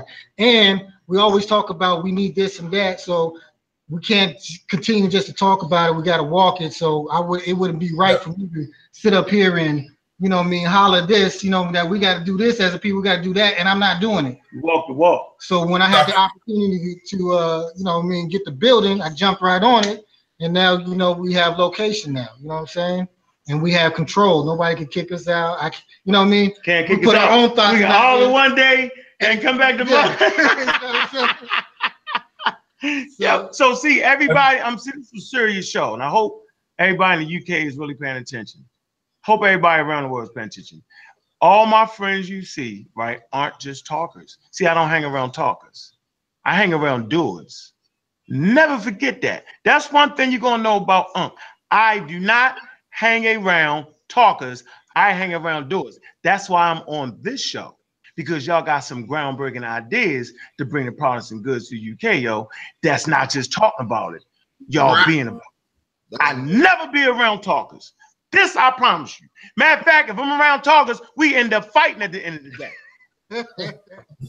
You know what I'm saying? Right. Now if you a doer and we battle, you be right back tomorrow. Right.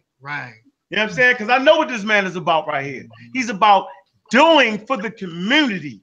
For the community. He walks his life in that. His life is that right there. His light shines very, very bright. And it inspires me. That's why I'm around him. Understand that. If you're the smartest person in the room, get out that room. See what's surrounded around me. Then you'll know who I am as a person. Because y'all asked that question earlier. Just look at the people around me. You'll know who I am. Straight up. That's what it's about. It's cliche, but actions speak louder than words. You can say whatever you want to say, but your actions going to show what you really are. Yes, fact, no doubt. Yeah. Real talk. Real talk. And the good thing about the artwork is the artwork keeps our history intact. Exactly. You know, because artwork doesn't lie. Brother, you see that piece of art that you showed us earlier with the lady and the guitar? How much does a piece of art go for like that? Well, it depends on what size you want to get. The size that he showed you, that's $30 right there. Okay. Wow. We can do all type of sizes, so it depends on the size. Yeah, and then that's something that we could actually talk business with, because over in England we sell a lot of art as well. So it's something that we need to go back and forth and actually put our feet on ground and just start doing business instead of just kicking. That's all. Don't worry. We're gonna keep in contact with Ankh. We're gonna have that in the Black Eye stores soon enough. Yeah, we got a hub coming up. Yeah, it's called blackeyestores.com. People go there now, register to get them deals. But we're gonna be carrying all those products that you see in Ankh, profiling, styling, whiling. Yeah, we're gonna have red pill, blue pill, all sorts of other things, health sections. Your other scholars like make sure to drop and get his comic books over there too. I want his comic books over there too. No doubt. Listen, we've already got the book section, so we just need to work out what novels you got, and we can get them in the shop most definitely, and open this shit up to the world. Yeah. Okay. Again, no doubt. And shout out to Red and Blue. Yeah. That's all. And Ankh, there is another sector that we haven't even talked about. And this one is the website is getting made in Zimbabwe at the moment, and it's going to behave as a form of a distribution hub. So we're going to need houses of holding people's products around the world. So it would be like, for instance, if we have a whole heap of stuff, we bring our stuff to like your hub, and we take your stuff and bring it to our hub, so that it makes it much more easier to deliver than delivering from the States to Africa or from the UK to the States. Do you understand? So that it makes easy access. So if we have someone in the Caribbean that wants something, we will rather them come towards your hub, because your hub is much more closer. Because what's happening now, you'll find out that the import and exporting, the prices are hitting skyrocket. So the value of products are not worth what it is. Because, like, for instance, if you gave me something and you sent to the UK, I might have to pay a charging fee of £500, which is equivalent to like $700 for just one item. Right. So if we have hubs in different places and exchanging the products in that form of networking, then it gives us an obligation to reduce them prices where they can't block us or defeat us in able to distribute our own products. Makes sense. Yeah, I hear you, yo. That's makes sense. Yeah, that's the work to put in. That's the work that got to be done constantly, yo. Got to have distribution centers, bro. Yeah, that's a fact. That's the justice. Go ahead. Yeah, you good. Hey, appreciate you. Yeah. Appreciate y'all. Yeah. Brother, we will speak on a business tip. Yeah, big up, big up. Yeah. So you know, I mean, you know, I think it's been a good show so far, bro, to be honest with you. Most definitely, as always, big up to the chat room, big up to Mo doing her thing, supporting the cause, Dagger Squad, Mo, Cheryl, Dagger Squad. That's cool. That's cool. We love her so much. That's it. That's it. Talked Big about up to them Ali. early. Yeah, big up to Nate. Yeah, big up to everything is everything. Everybody who's been supporting, coming in, showing love for Ankh, kicking to information, having a chat, giving us a catch up. Bruv, I want to ask you, yeah, there's been a lot of social media about these trainers. Yeah, we know the RBGs and the Abijawares, they're really shaking the tree right now, yeah. And there's been a few Facebook about this Marcus Garvey line. Now, me and you were speaking about this earlier, and you were saying that Nike has done this before. Yeah. But when you see these moves, when you see them coming out with their range that blatantly looks like the high top Abigail wears, and you know, again, it kicks back onto the RBGs. What's your mind state? What's your message to the people when you see them come out with these angles? Right. Well, first of all, you know, my thing is I'm not a crybaby. And so yeah, Nike been doing this for a few years and they call it Black History Month. And no, I'm not in support of Black History Month. Our history is every damn day. They do not have Chinese History Month. All right. They do not have Japanese History Month. They do not have European History Month. They do their thing 365 days a year. And so I'm not your baby. You know what I'm saying? I don't need you to give me something 1 month to cheer Black history. Throw some facts out there. You know what I'm saying? And keep your crazy religion in place, which actually destroys Black history and renders Black history obsolete and not real. So if you think you're born in the Bible as a Hebrew, which is Bible is a Hebrew story, then your history starts in the Garden of Eden. Black African people do not start in the Garden of Eden at 4004 BCE at 12 o'clock noon in January. Let's get that straight.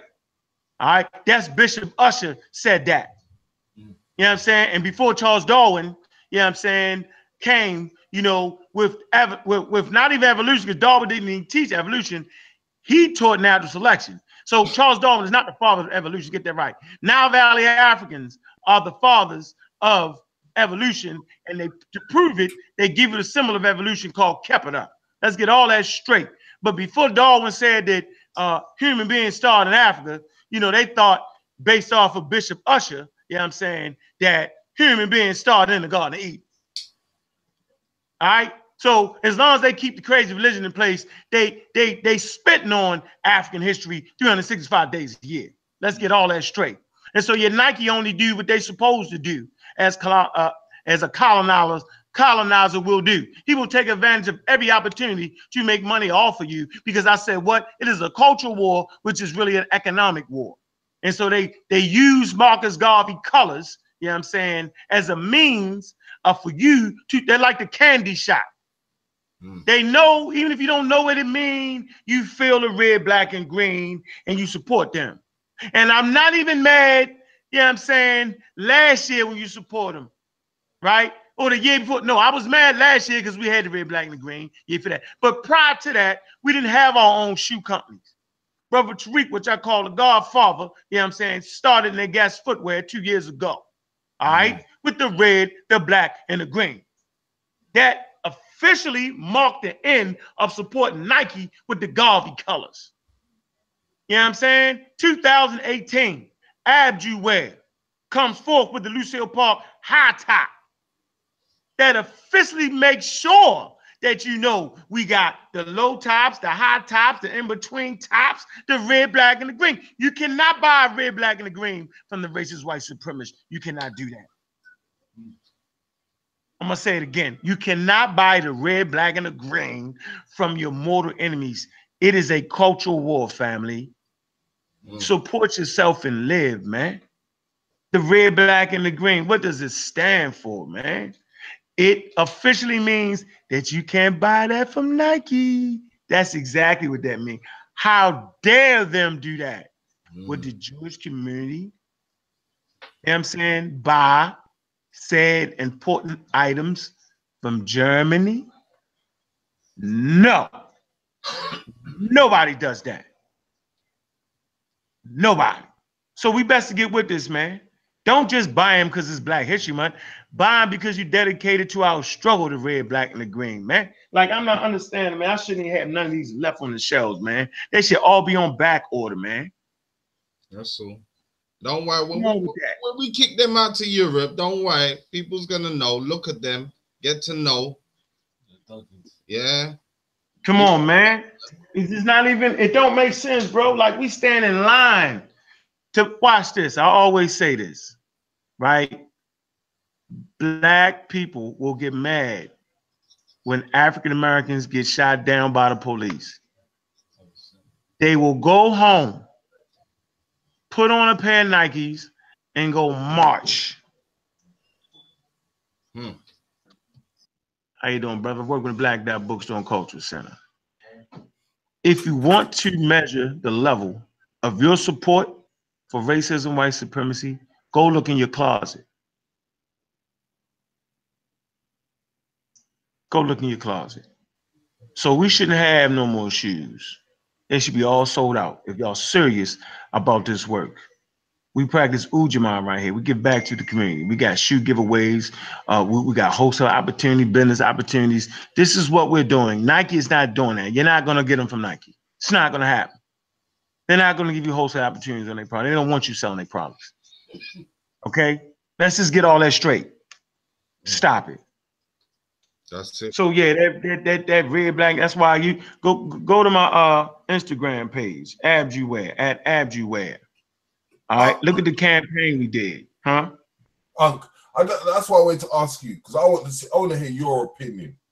You see, now we've got this film, The Black Panthers, that's coming out, yeah, for the Marvel comic. What is your deeper opinion behind the scenes? The what? You know the film, The Black Panther. Yeah. What is your opinion behind the scenes? Because you see everyone uprising to that film.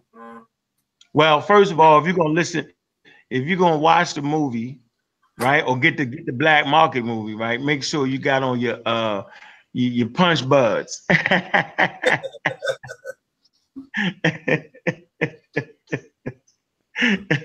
Make sure you rock your punch buds so you can hear it crystal clear when you're watching the black market.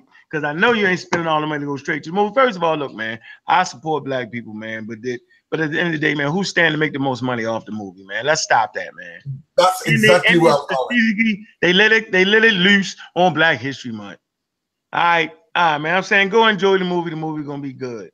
All right, but don't act like you fighting against racism, white supremacy by supporting that, because you're not. You're actually supporting it. All right. But I mean, you know, sometimes you gotta let your head down and enjoy it, man. But if you're gonna listen to the movie, hopefully the black market version on your iPhone, you know what I'm saying? You know what I mean? Hey, make sure, you know what I mean, you got your punch buds in, man. You know, punching out racism, white supremacy. Understand that, man. They got the black power fist on that, man. That's serious. But I mean, my take on it, I just gave you my take on it, yo. It's not supporting our community at all. No doubt. Just wants to know the price. Oh, okay. Hold on, yo. I gotta check the price of this book. Hold on 1 second. I did what I said I wanted. All right, people, listen. You know what time it is. I know you're loving this information. I'm seeing you in the chat room. Big up to Tony X, yeah. Every time tuning in. Big up to G-Man. Yeah, I haven't seen you before, but big up, big up, big up. Yeah, Black Ice stores will be bringing you these products across Europe, so don't worry about if you're in Portugal, Tony. That will be no problem to bring those products to you. Go now to blackicestores.com. Yeah, have a look at some of the brands that's going to be there. All the stuff my brother's showing today, we will be carrying some of those lines. You will definitely be able to get all the footwear, your health products, and your literature from all your favorite scholars from America and Europe. Yeah, so look out for that. DVDs as well. The likes of Arm & Ra Squad, as my brother was saying, Ankh. The rest of them will be there. The Nagas footwear. We'll have Queen Afua's health products. We'll have Red Pills clothing line, Kings County heading up the clothing sphere.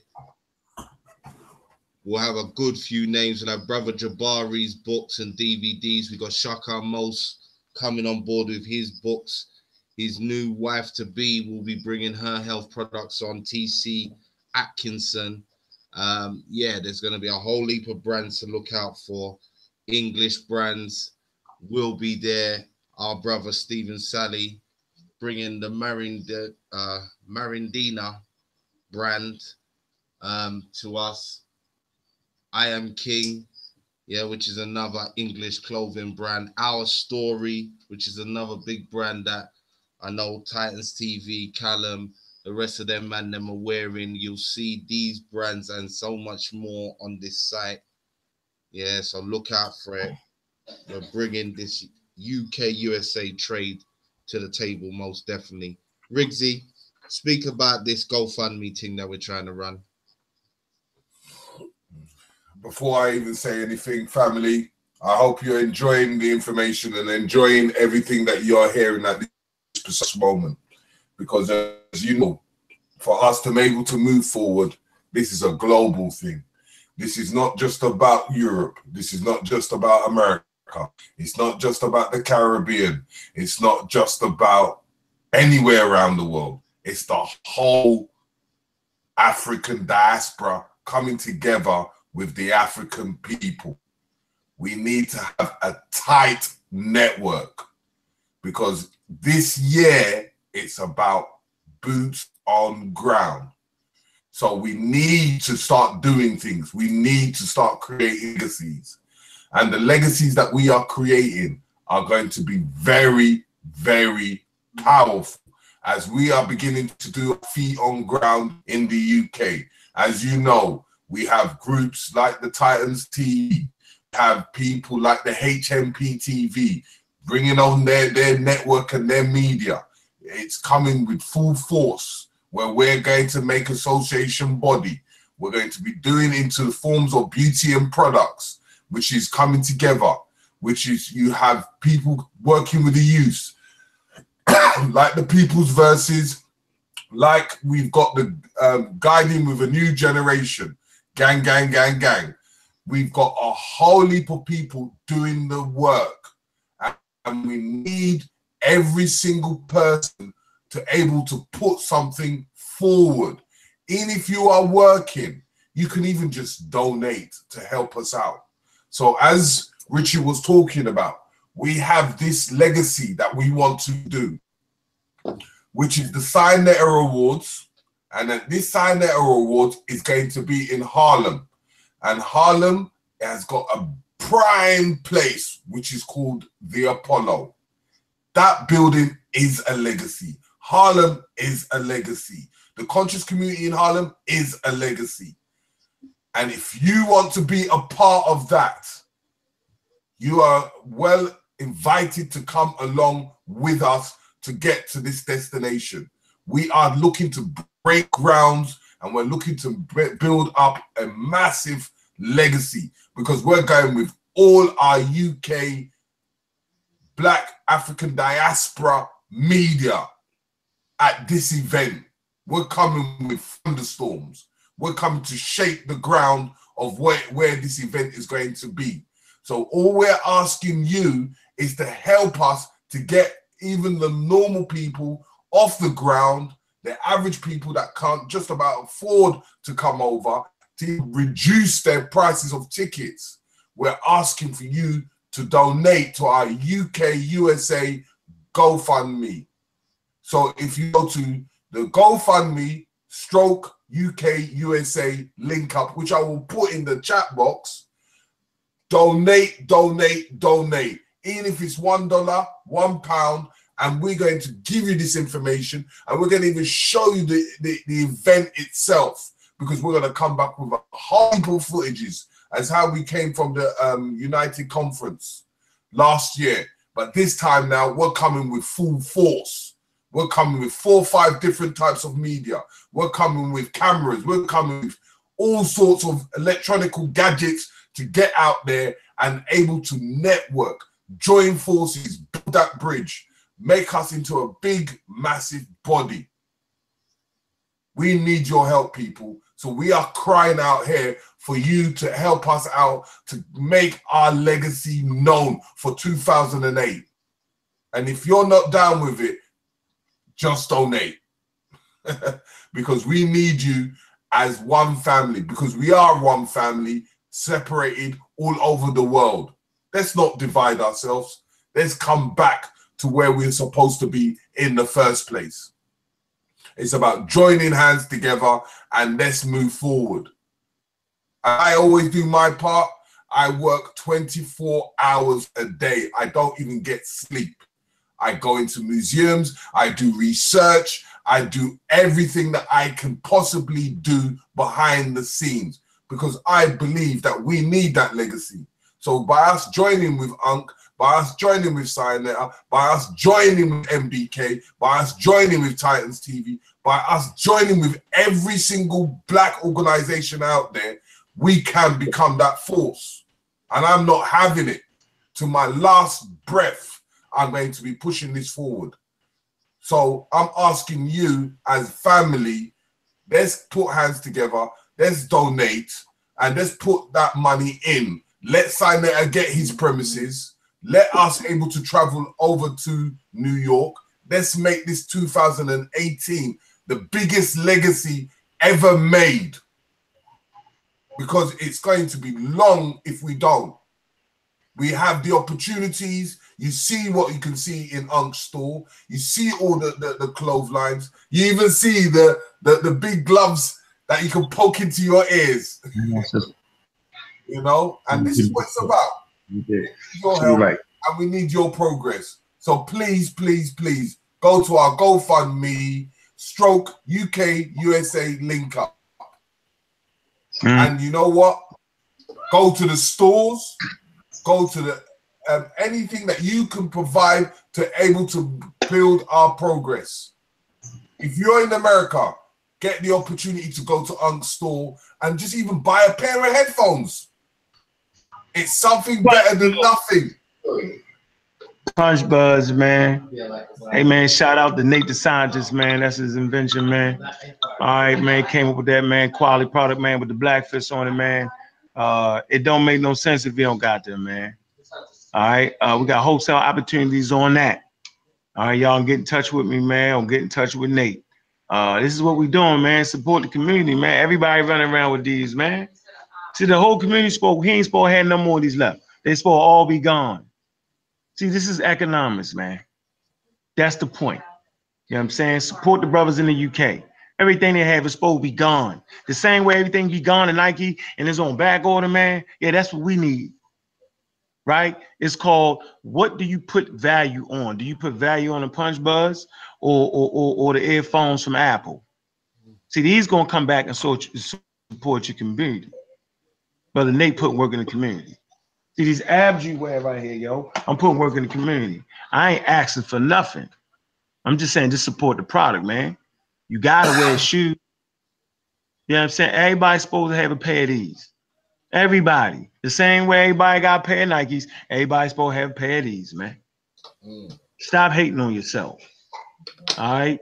Let me support Black Ice TV, man. Support New Beginnings, man. Support the whole thing, Terry and the brothers. Support everything they do over there, man. They don't got to do this, man. They can be doing other stuff, man. Ain't no money in this. They do not have to do this, man. They didn't have to come all the way over to the United States, man. Try to catch up with Ankh. Yeah, I mean, trying to chase me down, man. They chased me down, man. I'm moving and this stuff. Man, that wasn't easy. All right? So, man, come on, man. They don't got to do that. None of us got to do what we do. Nate ain't got to produce these, man. Look them up, man. Global View, come on, man. Man, don't nobody got to do this. The links in the chat, because we love our people, man. The links in the chat for the headphones, people. Go into the chat. Look, he's put the link up for the headphones. Yeah, go and get them. Cop them now. Yeah. Man, go get the daggone earphones. And he shouldn't have none left, man. We all use earphones, man. All my kids got them, man. Stop it. They go to school, they be like, oh my God, where y'all get them from? Yeah, you know what it is. Punch Buzz, man. Punching out racism and white supremacy one pair at a time. You know, even furthermore, in the African American community. You know what? Furthermore, they should even reach the shop, you know, and sign that wall. And while there's that wall, they must buy something. Ankh shop should be empty. Empty. Where's the shop again, Ankh? Tell the people. Oh, it's on Main Street. Lithonia, Main Street, 6984 Main Street. Lithonia, Georgia. Yep. All right. Yep. And right on the counter is, you know what I'm saying, the earphones, the punch buds with the black fist staring you right in your face. Wholesale opportunities, man. For all the vendors that want to sell stuff, y'all need to have these. We got them for wholesale right here. That's what you want, man. Man, I appreciate Brother Nate, man, for putting this company together, man. We can't all make damn t-shirts. Cut it out. So he's broken out the box. Got it. You gotta respect that. And he's supposed to be reckoned with, bro. Barbershops and t-shirts. I ain't knocking it, but I'm just saying. We have to improvise. We have to do everything. Like as Sanetta said, he will start buying gators if we started making them. It takes one person to take that idea and start producing it. We don't have to follow the same thing that everyone else is doing. There's many things to sell.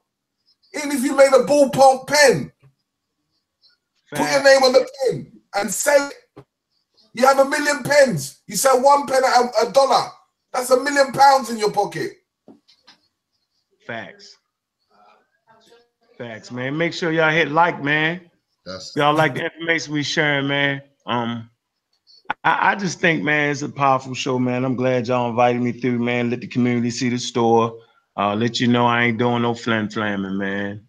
You order your shoes, you getting your damn shoes, man. If you don't like the shoes, you send them the hell back and give you your money back, man. I ain't tripping like that, dog. So I'm just trying to tell y'all, man, it is what it is, man. You know, I just wanted to talk on one thing, because I like what we're doing now and what they were doing in the past, and understanding that they were doing these things and we've just forgotten what they were doing. And you know, like when we look even in the history of like what was going on that Silk Road in forms of business and how things were going in the times of the House of Wisdom, in the times of the Opium Wars, the Spice Wars, all these commodity of forms of business. I like to always elaborate that history because the trade routes never lie. Nope. Because the Europeans like to document all their trading. What you want me to talk about? I want you to talk about the Silk Road. What about the Silk Road? And I'm talking about the times of the House of Wisdom, as we always used to talk about. I think I brushed on the House of Wisdom, man. Yeah. I understand about the house roads, but I'm not an expert at all on the Silk Roads. But it's in the words, though. Giving them just a little bit of any history on forms of trade, because you know how a nation was built. Because you know, some people, when we identify what a nation is, and understanding that if that specific weren't trading, they weren't classed as a form of a nation. Man, listen. So we always say this, Joe. If you want to know where something came from, just follow the money. Exactly. So if you want to know the authenticity of the Moors, when they tell me they went to Spain and educated white people, follow the money. So first of all, why was the Moors in Spain? Why? They ain't going to Spain to teach nobody nothing. They went there to take land and resources. So did a bunch of black people in the Mojave Desert or in the Sahara Desert ante each other up and run over there to Spain, yo, say we're gonna take it. Is that how that worked out? Or did they go over there with books on their back to educate the people over there simply because? No. I think the brother kind of explained it eloquently. It was trade. All right. So they went over there to trade, and they went over there to get resources and land. So the question is, who supplied the monies? Who was trying to get the trade routes? It was the Arabs. During this particular time period, the Arabs, okay, they was moving and they was building an empire. They was building a nation, they empire. All right, and it was based off of trade and controlling trade routes. So they was taking old African trade routes. They was taking control of the Silk Roads. This is what the Arabs was doing, and they was taking it by force and forcing those people to learn the language of trade, which was Aramaic and would later on be Arabic, right? And chief deity of the trade roads was Allah. Okay, and so they send the Moors to Spain, armies. They send slave armies, kidnap victim Africans from sub-Saharan Africa, Berbers, right? And the darker Arabs, they all go to Spain. So who controlled the monies? It was the Arabs. They financed it. They controlled the logistics.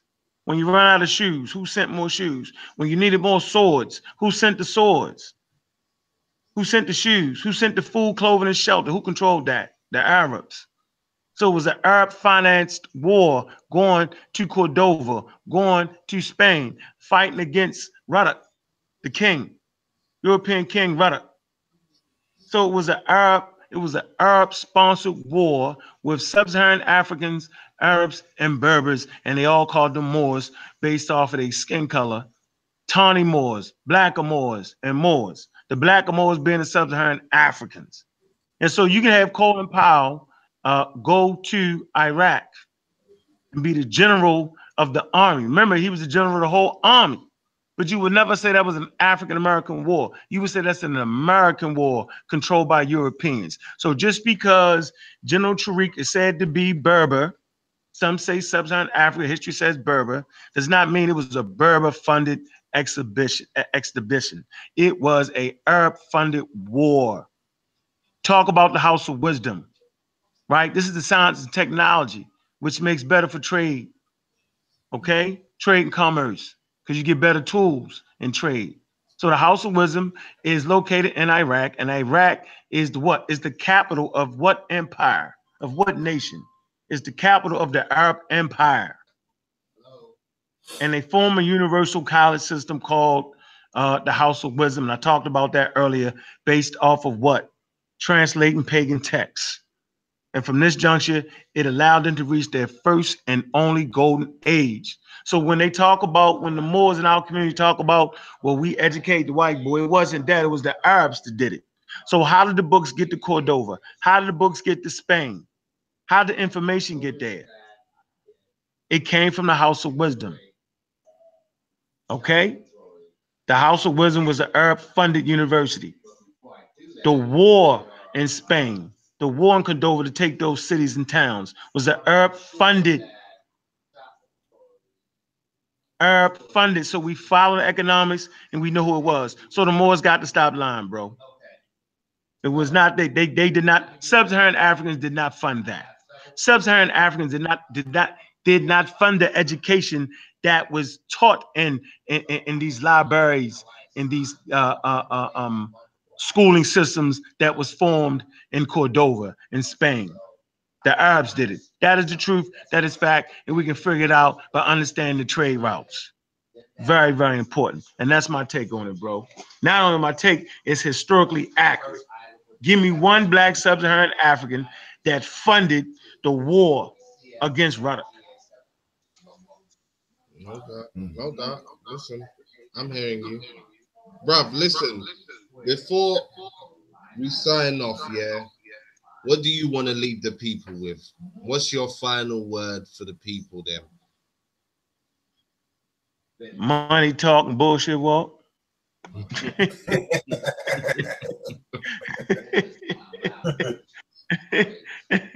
Leave y'all with that. Yo, at the end of the day, man, the babies gotta eat, man. Babies gotta eat, bro. They gotta eat. If you ain't eating, you ain't even talking about school. You know how many kids go to school hungry, man? You don't go to school, learn nothing when you hungry, when that belly hungry, man. You just got beat up by the elements living outside. You ain't even going to school, man. Food, clothing, and shelter, and protection of the food, clothing, and shelter is what African American people need to be. Is what the brothers and sisters over in England need to be. They need to focus on their food, clothing, and shelter. That's why it was important to come in the show. The center of the show was economics. It wasn't even the history. It was economics. Go back and re-listen to it. The whole thing was economic based, and that's the way I told the history. Yep. So I'm gonna leave y'all with money talk and bullshit walk. No doubt, no doubt. Black, black, black, black, black, black, black, black. Yeah, people, you know what time it is. This is Black Eyes TV 7, UK, USA link up, the evolution of Ankh. We're doing chopping it up in his new shop, getting the tour, getting the lowdown of what he thinks of the economic situation and some of the pointers that we need to know as a people. Been a powerful show. Riggsy, speak to the people before I sign off. Hey, can I give my channel, bro?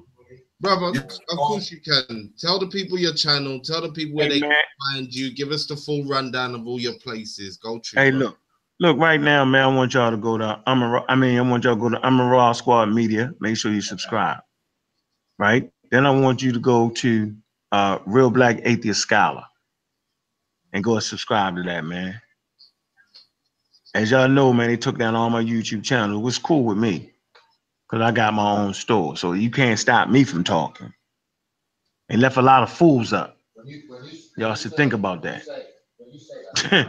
They left the fools amongst you, the charlatans amongst you. They can have YouTube channels. But if you teach real simple, real serious information, all of a sudden I can't be on. Really? Yeah, well, I'm back, goddammit. I'm a Raw Squad Media, okay? And Real Black Atheist Scholar. You can also get me on Daily Motion. Got videos up there. All right, man. Make sure y'all dedicate yourself, you know what I mean, to your family, yo. Very, very important. Dedicate yourself to economics and taking care of your family. You can also make sure y'all go to Instagram. Abjuware, man. Go ahead and follow that. Check out the new products coming out. Go to abjuware.com. ABDJUWEAR.com. That's ABDJUWEAR.com. You can also go to amarawsquad.org or amarawsquad.com, right? We got the Magi got a store in there. Wuja got a store in there. You can get all our books and stuff right there. Make sure you go there, amarawsquad.org. Got all your shirts and t-shirts there. And shoes, everything. So y'all make sure y'all go ahead and support, man. Yeah, we ain't got nobody but ourselves, man. Ain't nobody gonna help us but us, man. You know, you saying I've been in the community, man, for about 20 years, man. You know what I mean? I love the community, man. I love the brothers and sisters. I love the community across the great pond. You know what I mean? Support them brothers, man. We don't got to do this, man. I can just sit back and sell books, sell shoes. I don't got to do this, man. I do it for the love of it. So I appreciate y'all, man. No doubt. Black African power, man. I'm a Raw Squad up, man. Real Black Atheism is on the rise. Okay. Yeah. People, I hope you've enjoyed this information. I hope you've loved this information. As I always say, power moves. We're only making power moves out here. And if you understand hashtag power moves, it's what we call a legacy. Anytime you put any information out, any message that you type out, just hashtag power moves. Spend black, be black, believe in black, research black, always be black, and be a black family, because it's a black unity, black power is what we're dealing with here. So Richie, before I send the last words, I'm going to say to you to send the main thing out. All I'm going to say is go to the GoFundMe /UKUA link up and put a donation, even if they're $1, £1. It makes a difference. We're trying to make this legacy in July, so we're asking you to donate. So Richie, close it out. You know Hey, bro. What you gonna say? you gonna say? I had a question in there. It says somebody was talking about Ali. Do you have any idea why a people who have been in the cold longer didn't mutate the pale? Yeah, it's called vitamin D in the fish. So like the Eskimos, right? They eat a lot of fish. All right. And so their skin didn't turn pale. It's the diet. So if you're in an area where you don't have that type of diet, Joe, your skin gonna turn pale to allow in more vitamin D from the sun. But if you supply that vitamin D through eating the fish, which Eskimos, they staple diet is fish, then your skin is not gonna turn pale. That's the answer to that question, man. All right. Right to the end, squeezing out every drop of information. That's what, yeah. Stay to the end, people. And don't forget to big up MBK. MBK doing this. MBK for life. Supporting this thing, sharing the videos. Go there, subscribe to MBK New Black Knowledge. Yeah. Get him on there, yo. Hey, get MBK on there. Listen, we've already had True Historian on once. He's coming back on again to chop it up with the people. So look out for that show. Hopefully, maybe. Nah, get MBK on there with him. Listen, we want to see MBK. We getting the whole crew. Don't worry. Get him on there.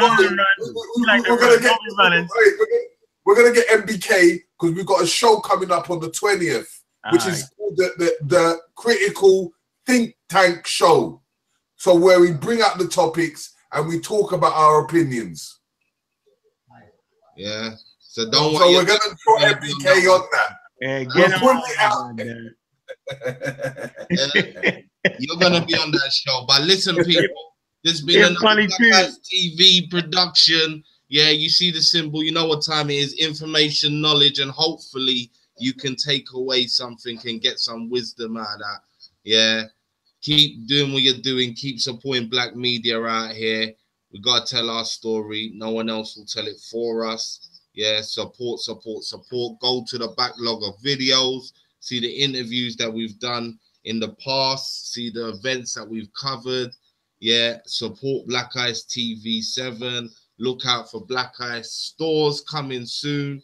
Gonna bring you all the products that Ankh's been showing you and a hell of a lot more from the community abroad and here for our European, UK family and the rest of the world. It's all about trade this evening. This has been a UK-USA link-up show, the evolution of Ankh. Peace, people. Peace. Hashtag power moves.